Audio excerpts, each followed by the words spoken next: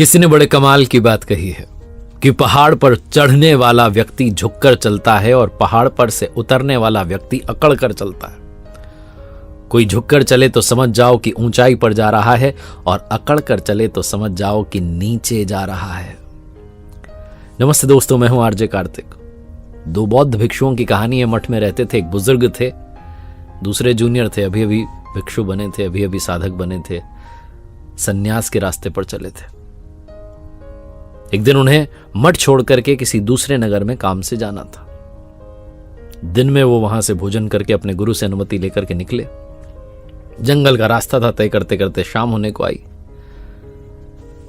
सिर्फ एक नदी पार करनी बाकी थी, रास्ता तय हो चुका था। लेकिन समस्या ये थी कि नदी के उस पार जो नगर था उसका दरवाजा सूर्यास्त के वक्त बंद हो जाता था। जैसे ही सनसेट होता था दरवाजा क्लोज हो जाता था।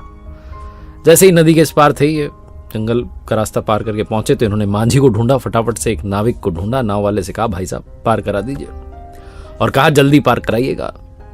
वो मांझी जो था बड़ा सुकून में था, मुस्कुराते हुए कहने लगा कि जल्दी कुछ भी नहीं होता है, जीवन में सब आराम से होता है, चिंता क्यों करते हैं, पहुंच जाएंगे। मुस्कुराते हुए उसने कहा, आप बैठिए, मेरा तो सौभाग्य है कि संतों के जो चरण है मेरी नाव में पड़े। उन दोनों बौद्ध भिक्षुओं को बैठाया और नाव पार कराने लगा। बार बार ये दोनों दबाव बना रहे थे, कह रहे थे स्पीड में चलो, तेज भगाओ, दौड़ाओ, निकालो यहां से। और वो मांझी उतनी सौम्यता से मुस्कुरा रहे थे, उन्होंने कहा, अरे चिंता मत करो। जैसे नदी के उस पार पहुंचने वाले थे तो बुजुर्ग ने पूछ लिया, जो बुजुर्ग वाले भिक्षु थे, उन्होंने पूछ लिया नाविक से कि क्या लगता है वो जो सामने दरवाजा दिख रहा है उस नगर का, सूर्यास्त होने से पहले हम वहां पहुंच जाएंगे? क्योंकि अगर नहीं पहुंचे सूर्यास्त से पहले तो दरवाजा बंद हो जाएगा, हम नगर में प्रवेश नहीं पाएंगे, जा नहीं पाएंगे अंदर। नाविक ने कहा, अगर आप तेज चलोगे तो नहीं पहुंच पाओगे, धीरे चलोगे तो पहुंच जाओगे। बुजुर्ग और वो जो जूनियर वाले भिक्षु थे, दोनों मन ही मन हंसने लगे कि गजब बात कर रहा है, तेज चलोगे तो नहीं पहुंचोगे, धीरे चलोगे तो पहुंच जाओगे। धीरे चलने पे कोई पहुंचा? नदी के उस पार पहुंचे और जैसे ही नाव में से उतरे दौड़ के भग करके चलने लगे, तेज तेज तेज तेज। उबड़ खाबड़ रास्ता था, झाड़ियां थी, पत्थर रखे थे बड़े बड़े। जो बुजुर्ग वाले भिक्षु थे वो उलझ करके गिर गए उल्टे मुंह में से खून बहने लगा, जोर से चीखे। तो जूनियर वाले ने पीछे पलट करके देखा, कह रहे मेरे जो सीनियर हैं, गुरुजी हैं, ये तो गिर गए। उसके मन से वो ख्याल तो चला गया कि जाना है वहां जाकर के नगर में प्रवेश पाना है। उसने कहा पहले इनका इलाज कराना, उपचार कराना है। आवाज दी नाविक को, बुलाया मांझी को कि आओ मदद करो। मांझी आया, आकर के कहने लगा कि मैंने बोला था तेज चलोगे नहीं पहुंचोगे, धीरे चलोगे पहुंच जाओगे, आपने समझा ही नहीं। वो जो नए नए बने थे भिक्षु, उन्होंने कहा, अरे पहले इनको लेके चलो गुरुजी को, इनको ठीक करो।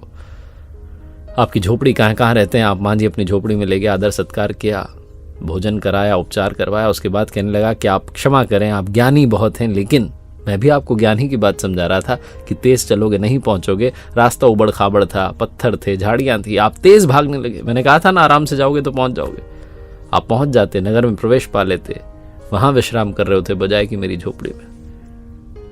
छोटी सी कहानी उन भिक्षुओं की, मांझी की, नाविक की नहीं है, आपकी और हमारी कहानी है। आज की इस भागती दौड़ती जिंदगी में सब कुछ हमें तेजी के साथ चाहिए, फटाफट पहुंचना है।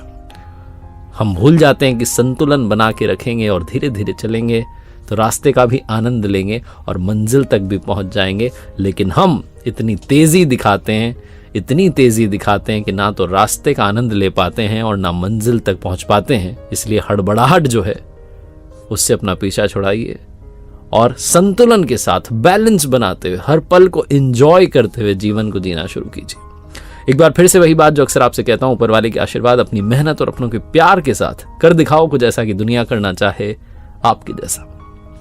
देखते रहिए हर सोमवार सुबह 9:30 बजे मेरे साथ एक नई कहानी और हर शुक्रवार सुबह 9:30 बजे लर्निंग सीरीज का एक नया वीडियो।